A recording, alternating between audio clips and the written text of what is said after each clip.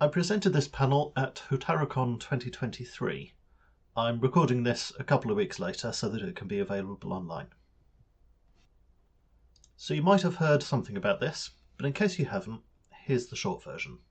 In January 2023, Wizards of the Coast tried to change the license terms for D&D in a way that threatened the whole community. A lot of people got upset. This panel will consist of a brief history of D&D and RPG publishing in general, a dive into the legal implications of the OGL change, and what this might mean to you, whether you're a creator or just a player. This panel is not about funny D&D stories. Sorry, I love funny D&D stories as much as the rest of you, but this isn't the place for it. Also, I have to say, I am not a lawyer. I'm definitely not your lawyer. This panel is not legal advice. But first, who am I? I'm Shrink Laureate. By day, I write software. By night, I also write software, but for D&D. As well as being a player and dungeon master, I create a product called Dyslexic Character Sheets. And once again, I'm not a lawyer. So let's get started. Once upon a time, Gary Gygax and his friends created a medieval wargame called Chainmail. Then they made a role-playing game called Dungeons & Dragons. It wasn't quite the first RPG, but it was close. The original 1974 release of D&D was an expansion to Chainmail, in that you needed a copy of the Chainmail rules to actually play it. The first third-party supplement for it came out just 2 years later. Many more followed. This wasn't piracy. We Warriors and the other companies that followed them were business partners of TSR, working together to get their products to market, with TSR's official blessing. The distinction between first and second edition is a bit murky, as TSR published a series of minor revisions over these years, including the 2 editions of AD&D. But you can probably see the 12-year gap between the first and second editions. What exactly were TSR doing for all that time? Summoning demons, apparently. The satanic panic of the 80s was quite dumb. I'm not going to cover the whole thing, but here's the short version. A bunch of pill-clutching housewives and meddling priests collectively decided to pick on Dungeons & Dragons because they thought the kids who were playing the game about fighting demons were actually being recruited into a satanic cult. They made thousands of accusations of kidnapping, brainwashing, and what they called ritual abuse. Their campaign involved coerced testimony, anti-D&D propaganda leaflets, creepy exorcisms, and Christian psychotherapy, which has to be one of the most disturbing phrases I've ever heard. It lasted into the mid-90s, but eventually settled down after courts and government agencies reviewed the evidence and found there wasn't any, at all, because they just made it all up. The 80s and 90s were also a time when TSR sued a lot of people. In 1982, they loaned $425,000 to SPI, makers of the Dallas board game, who used it to pay off various other debts. 2 weeks later, they called in that debt. SPI weren't able to pay, of course, so TSR acquired them, along with their games Dragon Quest and Universe.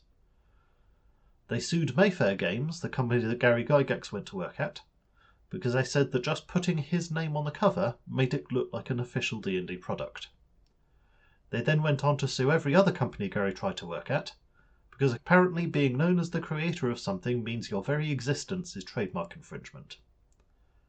Finally, they sent cease and desist notices to a large number of D&D related fan websites, forcing them offline, because nothing builds brand loyalty like taking mass legal action against your own fans. This behaviour didn't win TSR a lot of friends. In fact, it earned them the nickname, They Sue Regularly.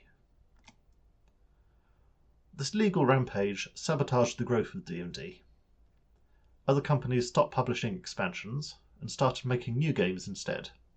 Games like Call of Cthulhu, Paranoia, GURPS, Warhammer, and Vampire the Masquerade. Over in Japan, a game called Sword World became popular because it was fully localized and used cheap D6s rather than the expensive D20. Eventually, TSR ran out of money and were forced to look for somebody to buy them. Wizards of the Coast bought TSR in '97, then they got bought by Hasbro.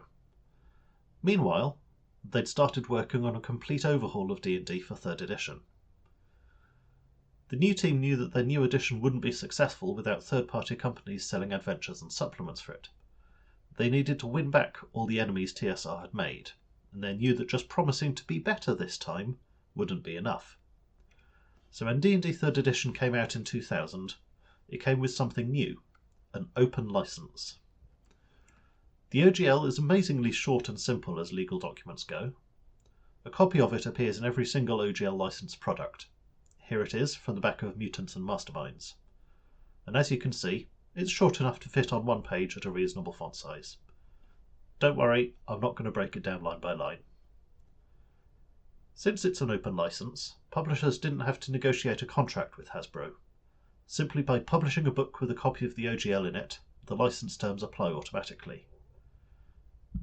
That means any number of small companies and amateurs could use it, opening up the market to countless smaller players. What the license actually does is grant publishers safety from prosecution, provided they only use the approved material. The system reference document is a subsection of the game's rules, detailing all of their properties you're free to use. Wizards did reserve a few iconic monsters for themselves, along with settings like the Forgotten Realms. And of course, the license doesn't cover trademarks. 3rd edition was a complete redesign of the game. They cleaned up the ambiguity between the basic versus advanced versions of the game. Players got much more flexibility to combine a race, class, feat, skills and other things to produce a unique character. All characters could go up to level 20. Confusing rules like Thaco were replaced with a much clearer attack bonus and armor class. 3rd edition was a success, inasmuch as it sold enough to justify publishing a whole slew of expansions, both from Wizards and third parties. The existence of so much third-party material drove sales of the core rulebooks, and the popularity of the game increased the market for third parties. It was a symbiotic relationship. An important aspect of the OGL is that it's copyleft. This means that in return for using their content under the OGL, you're also required to publish your own content under the OGL as well, allowing other creators to expand on your work. You do get to choose what parts of your work to open up. You can see here the Mutants and Masterminds declaration that certain of their original game rules are reserved as product identity, while everything else is open gaming content. That's mostly to your benefit as a creator, as expansions make your product more valuable to players. Even if the license didn't require it, there's a gentleman's agreement that as somebody who benefits from the existence of open content, you'd open it up for others in turn. But you might be worried about what others could do with your creations, or jealous of other people making money from your work. And it seems like Wizards did get jealous of the third-party market. D&D 4th edition came out in 2008, and in an effort to control more of the game, Wizards ditched the OGL and replaced it with a much more restrictive game system license that provided none of the protections the OGL did. 4th edition was not a great success, for a variety of reasons I won't be getting into today. The core rulebooks actually sold pretty well at the beginning, but the community quickly lost interest, and all the follow-up expansions sold very badly. There also wasn't a lot of third-party support. A few diligent publishers made material for 4th edition, but not many, and they didn't sell well either. So it seems we're back where we started. No open license, a litigious owner, leading to a flagging third-party market, and struggling D&D sales as a result. Except that the existing OGL was still valid for 3rd edition. Creators could and did keep using the 3rd edition base for their games, taking players away from D&D itself. A vocal group of players wanted to keep playing 3rd edition, and a game was made to satisfy them. Pathfinder was made by Paizo, the company that had previously published both Dragon and Dungeon magazines under license from Wizards, so they had experience in the market. After Wizards cancelled the deal for those magazines, Paizo needed a new gig. First they started publishing adventures for 3.5 under the name Pathfinder, but at the same time they were making their own game based on 3.5 and made possible entirely because of the OGL. Pathfinder quickly established itself as the number 2 RPG after D&D, and for a brief moment, depending on exactly how you count things, it almost outsold D&D itself. Of course, Hasbro wasn't happy about this at all, and particularly about the OGL's role in it. This may have been the point where Hasbro management started to see the third-party publisher market as competition rather than as allies.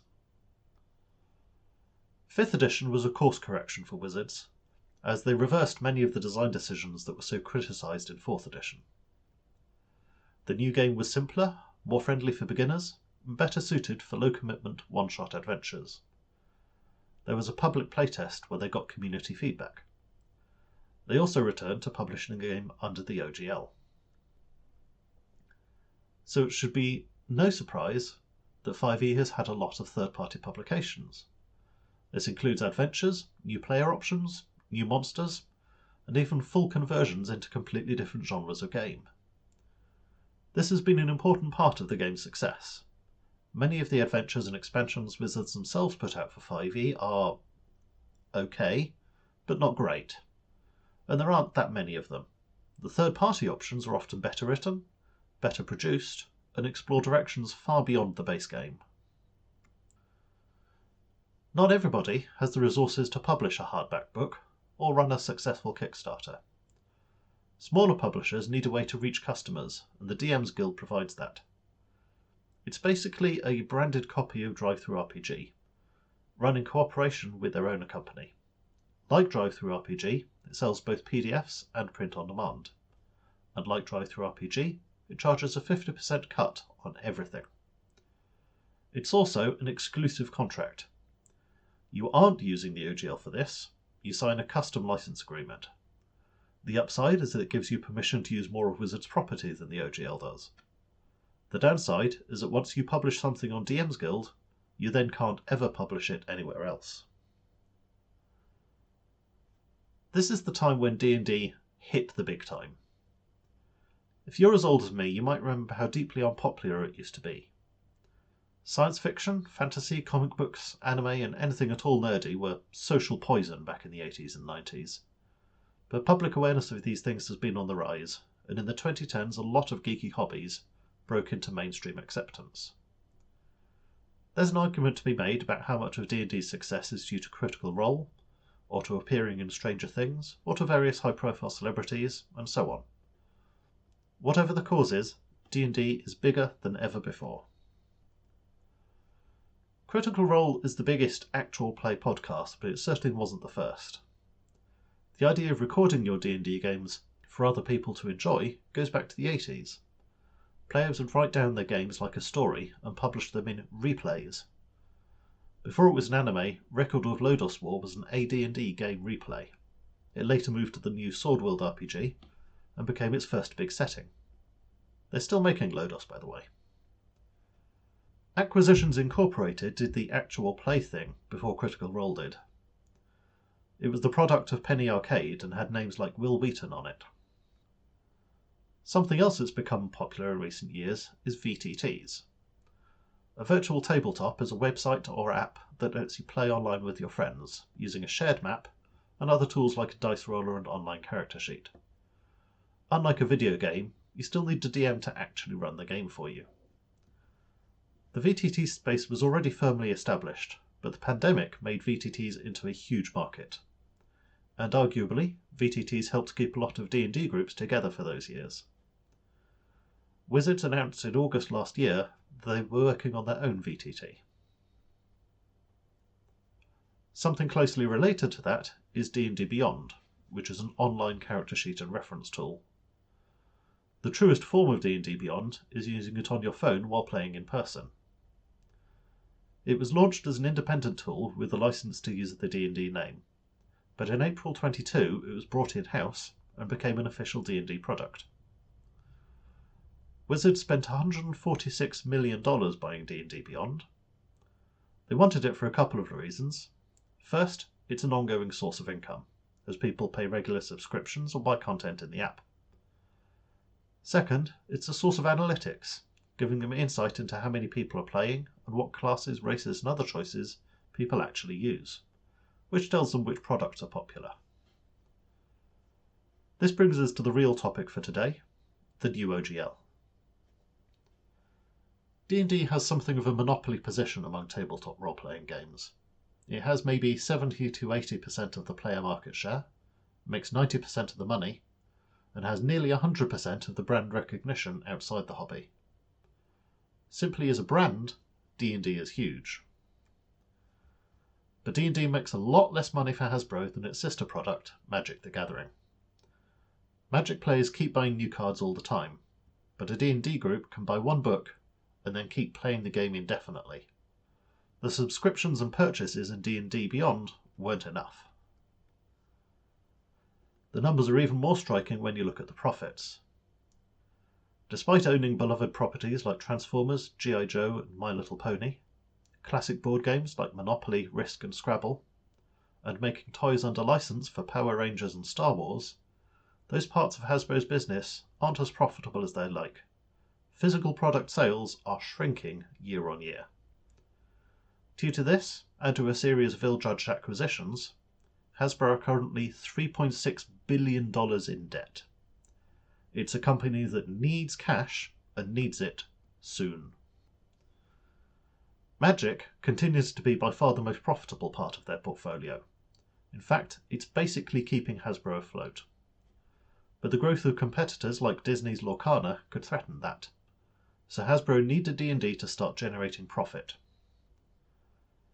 In a Hasbro fireside chat, or investors call, Cynthia Williams, the president of Wizards, described D&D as undermonetized. Dungeon Masters, she said, only make up about 20% of the audience, but they are the largest share of our paying players. For the rest of the players at the table, we believe digital will allow us to offer a lot more options to create rewarding experiences post-sale that helps us unlock the type of recurrent spending you see in digital games. To put this in context, Cynthia Williams is a former Microsoft executive from their Xbox division. She previously worked at Amazon, and before that, at a tobacco company. So while vague, this statement made a lot of people in the D&D community nervous. Earlier, in the summer of 22, Wizards announced that they were starting work on the next edition of D&D, intended to coincide with the game's 50th anniversary. Except they avoided calling it a new edition, instead insisting that it would be a fully compatible, improved version of 5e. The marketing reason for that's pretty clear. As soon as you announce a new edition, sales of the old edition drop off a cliff. So naturally they'd emphasise continuity and compatibility in order to keep selling the books they had planned for 2022 and 23. The playtest process for the new edition was dubbed 1D&D. They even confirmed that the new game would use the Open Game license. But in early January, the news landed that the OGL they were planning for their new edition was very different from the one we were familiar with. This new license was sent to select third parties, with only a week or two to sign, right before Christmas. This wasn't announced by Wizards. The new license was leaked to the public. As for who exactly leaked it, we can't be sure, but the answer appears to be everyone. Not just third parties, but also people who work at Wizards who didn't agree with the direction. As soon as people saw what the new license said, there was a massive outcry. So what does the new OGL actually say? Let's break it down. First, it's not an open license, since you have to sign an agreement. You're expected to tell Wizards in advance what it is you intend to make. If your publishing business makes more than $50,000 a year, you're required to report that to Wizards. You'll have to pay 25% of royalties on any income you make over $750,000, and if you're late, they'll charge interest comparable to a really bad credit card. You grant them a license to use any of your content as they see fit, without any payment. And the license can be terminated for basically any reason. For example, if you speak up publicly and say, "Hey, Wizards used this, but I made it first," then in retaliation, they could end your license, meaning you can't ever work on D&D content ever again. They can end your business. The censorship clause is particularly disturbing. Preventing harmful, discriminatory, or illegal content might sound like a good thing, but as anyone in the LGBT community should be well aware, an American corporation's idea of what's obscene, cannot be trusted. If there is a lawsuit of any sort, regardless of who instigates it, the odds are very much stacked in their favour. You have to pay for their lawyers, which is an invitation for them to waste your money. You waive a right to a jury trial or to a class action lawsuit. So if they screwed over 100 third parties, they'd all have to fight their cases separately. The license only covers printed media and static electronic files, which means it doesn't grant a license for any sort of app, dynamic tool, or VTT. This is where I come in, by the way. Dyslexic Character Sheets is very much a dynamic electronic system, given that it makes a unique character sheet for each character. In addition, I'd just like to point out that the license is scattered with all these weird comments that aren't proper legal language and read as strangely amateurish. I don't know what's going on there. Perhaps most damning, it seems like Wizards wanted to take away the old OGL. The wording of the original was written in a way that suggests to a layman that it's perpetual because you will always have access to the current version. But the wording in the new license appears designed to revoke the old license. In contrast, here's an official statement by Wizards in 2001, since removed from their website, stating pretty clearly that the OGL is irrevocable. I've seen intellectual property lawyers, people who are supposed to know this area better than anyone, arguing for pages and pages about whether revoking the old OGL is even legal, and what might happen if it went to court. In short, nobody really knows until it's tested. And that's the real problem.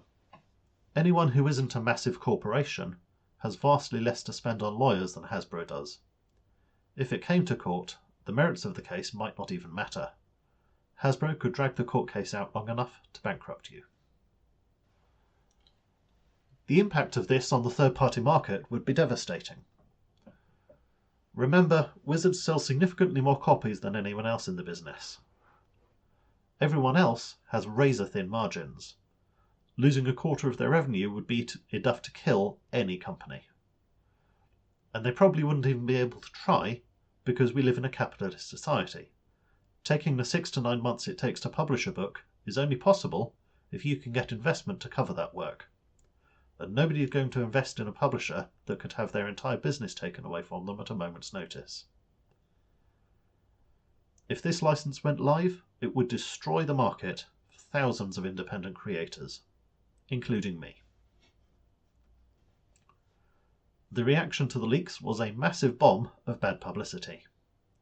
If you were part of the D&D community at the time, you couldn't escape hearing about it.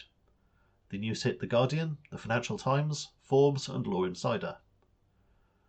Nobody was quite sure whether the original OGL could be revoked, but one person who said it definitely couldn't is Ryan Dancy, the guy who wrote it. This gave people some confidence that Wizards didn't have a legal leg to stand on. People cancelled their D&D Beyond subscriptions. Apparently the button for cancelling your subscription stopped working, and we might never know for certain whether that was deliberate or a result of the volume of people hitting it. People voted with their wallets. There was a surge in sales for other RPGs. Pathfinder sold 8 months' worth of core rulebook in just 2 weeks. Speaking of, Paizo put out a statement that their choice to use the OGL in Pathfinder 2nd edition was more about granting security to their third parties than about any content they inherited from Wizards. Since the OGL wasn't trustworthy anymore, they were going to commission a new open license with more legal protections. When the impact became clear, Wizards started frantically reversing. They released an OGL 2.0 that removed some of the more obvious things, like the fees, but kept mainly the more subtly dangerous terms. Then an OGL 1.2 that dialed some of them back a bit further. They asked for feedback on that one, and the feedback they got was so immediate and overwhelming that just a week later they gave up. They announced that the new D&D edition would keep the traditional OGL, and the SRD would be released under Creative Commons license as well. I'll come back to what that means in a minute. In the middle of that, a new name appeared, Kyle Brink took over the D&D Beyond blog and made himself the new face of D&D. If you want to go back and check what happened, be aware that posts on the D&D Beyond blog have since been edited. You may need to use an archive to see what they actually said at the time. In February, Kyle Brink did a series of interviews with a variety of YouTubers, including 3 Black Halflings, Ginny D, and Bob Worldbuilder. He was very polished, relaxed, and friendly, and had clearly been briefed to hell and back. Unfortunately, while he seemed sincere, we know that quite a few of the things he said in those interviews were lies. He said that the OGL 1.1 was just a draft, and that it was never supposed to be final. That's a lie. We know that they sent it out to publishers with NDAs, giving them a week to sign. At Christmas. He said they needed the license to prevent NFT scams in the D&D area. That's a lie. The only company that's even talked about doing D&D NFTs is Wizards themselves. Hasbro does NFTs for Power Rangers. And the 1.1 license wouldn't do anything to stop NFTs anyway. He said the license back provision was never intended to steal anybody's work. That's a lie. The terms are right there in the 1.1 text. Anybody reading the license can see them, so there's no way their lawyers didn't notice.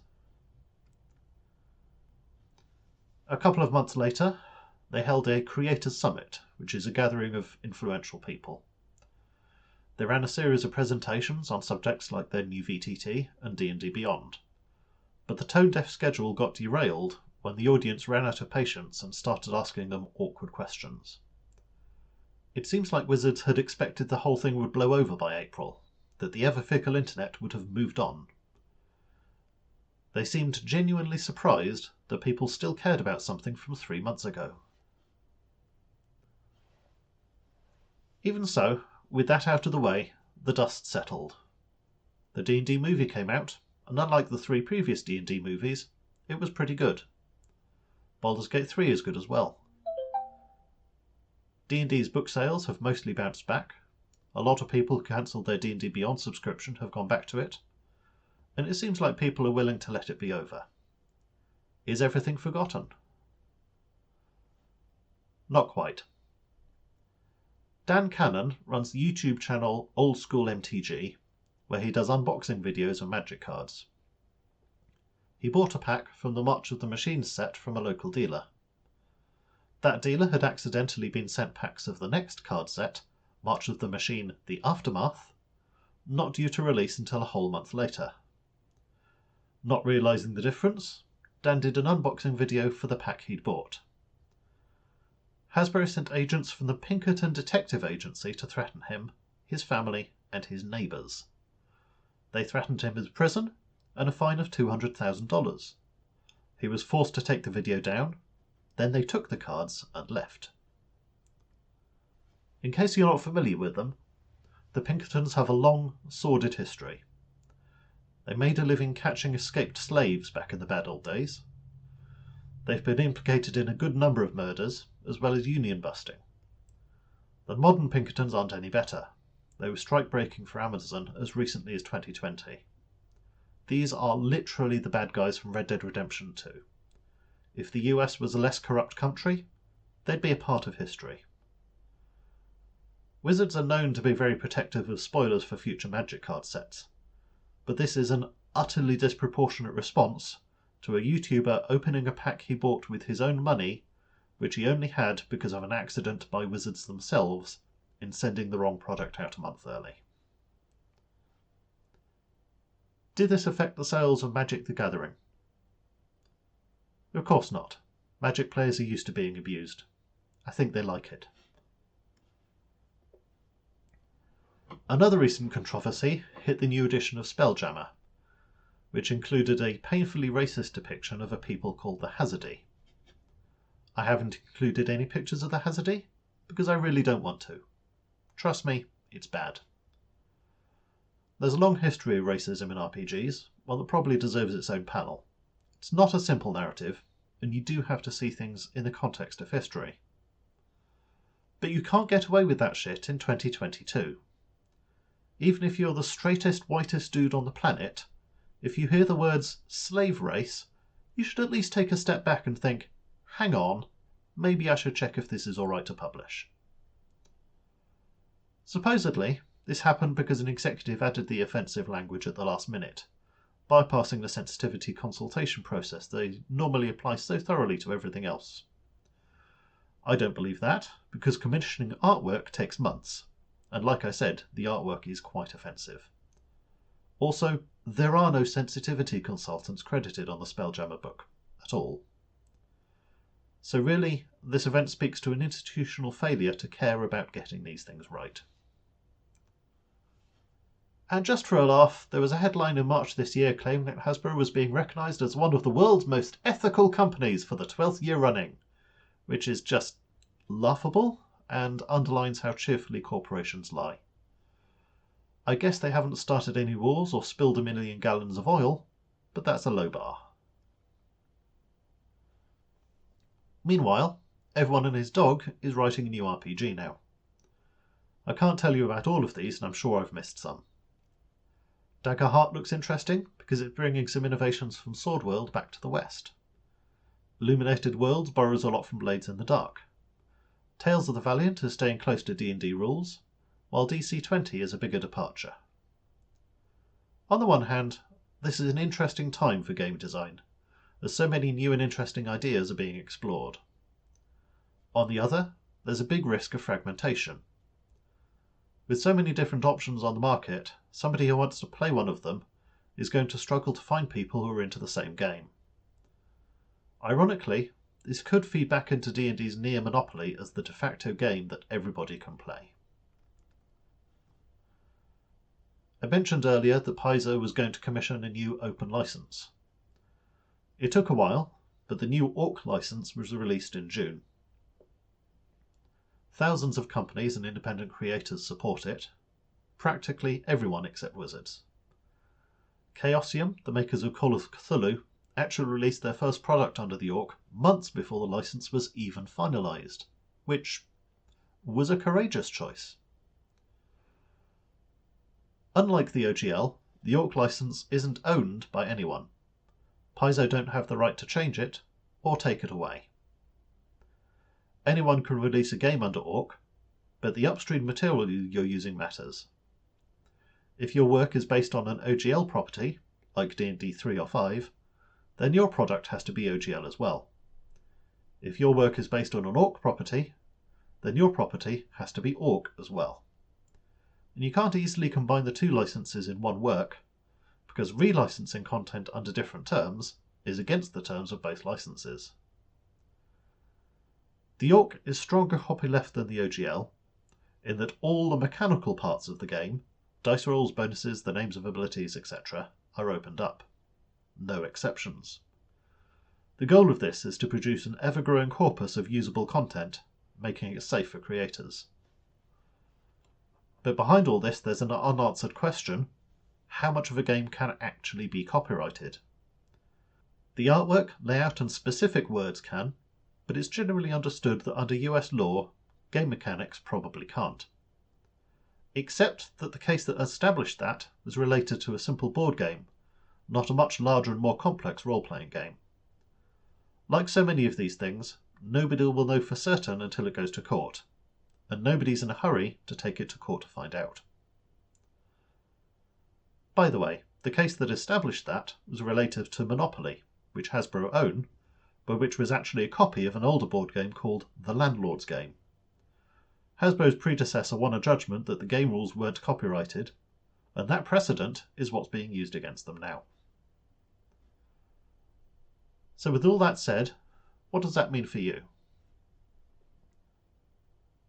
We face something of a dilemma. Those of us who play D&D want it to be successful. We want to be part of a thriving D&D community. We want our hobbies to be well respected. But we don't want to support a company whose actions we disagree with. So what can you do as a D&D player? Well, your game is fine. You can keep playing. You don't need to feel guilty for enjoying the game with your friends. All I'd ask is that you keep using the books you already have and think twice before giving Hasbro any more money. I get it. there's no ethical consumption under capitalism.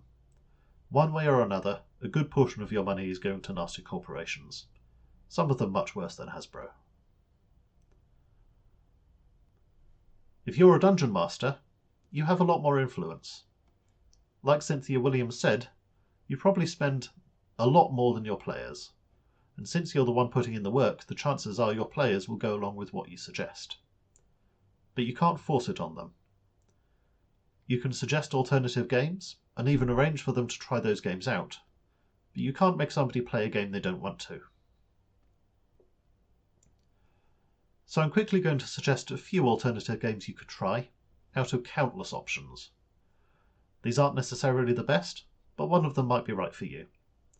Starting with Savage Worlds. This is a fast, easy game system that can be adapted to a whole bunch of different genres, whether that's sci-fi action or Victorian horror. Shadow of the Demon Lord was written by Robert Schwalb, one of the authors of 5e, and largely represents how he wished it had turned out. It's a simpler game that should be faster and easier to play, while still being very familiar to D&D players. He has a new game coming out soon. The Kickstarter just ended, but you can still pre-order. That's a less grimdark version of the same rules. Dungeon Crawl Classics is an update of old-style D&D. It's for people who want to play D&D like it's the 80s, just with better production values. And finally, I couldn't get away without talking about Pathfinder. The second edition is a big departure from the first. Pathfinder is basically the advanced version of D&D, with more depth and choice in character options, more tactical combat, and a whole mountain of pre-written adventures and expansions. I will say, if you're tempted to try out Pathfinder, I'd suggest you hold on because there's a new edition coming out in 11 days. The new remaster is basically the same as the current edition, but has a lot of little improvements all across it. Also, if I might just add a plug for my own character sheets, they are the best character sheets for Pathfinder. So if you're a creator, either a third-party publisher or an independent game creator, this absolutely affects you. Even if you don't charge money for your work, if you publish something based on an existing game, even if you just published it on Twitter, you're governed by the license of that game. So you have 3 things to do, and they're all related. You need to pick what license you'll use, you need to know how to use that license, and you need to decide where to publish. I'm going to quickly show you how to do all 3. First, picking a license. If you're making adventures, monsters and so on for D&D 5e, you'll probably need to use the OGL. You could maybe get away with Creative Commons, but only if you're not using anything outside the base SRD. If you need to use anything from Xanathar's Guide, Tasha's Cauldron, Planescape, or anything else like that, you'll need to use the OGL. If you're publishing on the DM's Guild, though, you won't be using the OGL, you'll be using their own specific licensing terms. If you're making content for Pathfinder 2, you'll need to decide whether using the existing rules or the revised rules that come out in a couple of weeks. Be careful not to mix the two together in a single product. And if you're making a completely original product, you may not need a license at all. It's then up to you if you want one or not. An open license allows other creators to build on your work.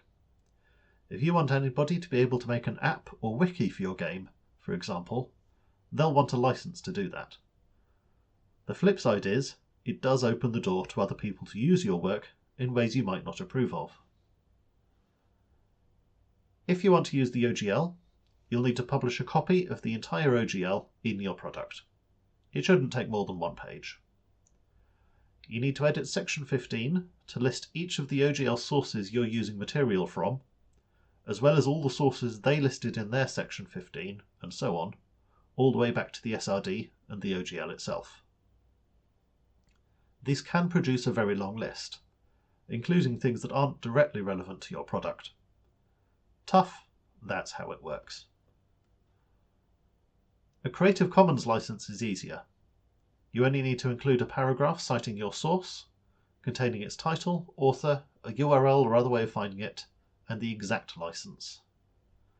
There are several different Creative Commons licenses, so make sure you get the right one.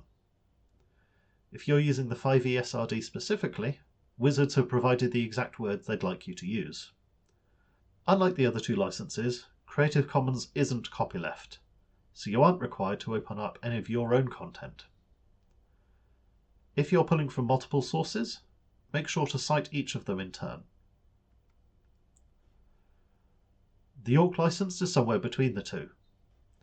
You don't need to include a full copy of the license, you just need to include an ORC notice section where you list all your sources, as well as all the sources they list, and so on. At the bottom of the list, put your own, so other people know how to credit you. The ORC is strong copyleft in that all the mechanical rules are opened up. Your names, setting details, and flavour aren't open by default. You can choose how much of that to make open. Be aware that some products may be released under ORC, but themselves use a Creative Commons source. If that's the case, you will need to include the relevant Creative Commons attribution as well as the ORC notice. And since this is recursive, you could end up listing a lot of sources. Again, that's just how it works. For example, a couple of weeks ago, the Level Up Advanced 5th edition released their content under all 3 licenses at the same time, so you can make products based on it using either one of them. If you choose to use their source under the ORC, that means your product also has to be ORC. If you choose to use their product under the OGL, your product also has to be OGL. If you use their product with a Creative Commons license, then you can choose whether to license your material out at all and which license to use. You do still need to include the Creative Commons attribution, but that's it. There's something else to learn from Level Up. Their website contains all the attributions they need, but it does not give you complete instructions for what to do as a third party. There may be other attributions you need to copy for things outside the main license. You probably don't need to copy attributions for, e.g., the fonts and artwork used in a sourcebook, unless you're using them as well. But there may be other things you do need to cite, so look carefully. So what should you do if you need to use some material from an OGL source and some material from an ORC source? Well, don't. Both licenses have rules against relicensing the material under another license, which is what you'd be doing if you tried to use both licenses in a single product. If you really do have no choice but to combine licenses, like I do, one way to do it is to break your work into 2 or more parts, and make clear in your attribution section that the OGL applies to one part and the ORC to another. This doesn't have to stop you printing them in one physical volume or selling them in one PDF. Each part of your product would qualify as a separate work, and no license would apply to your product as a whole.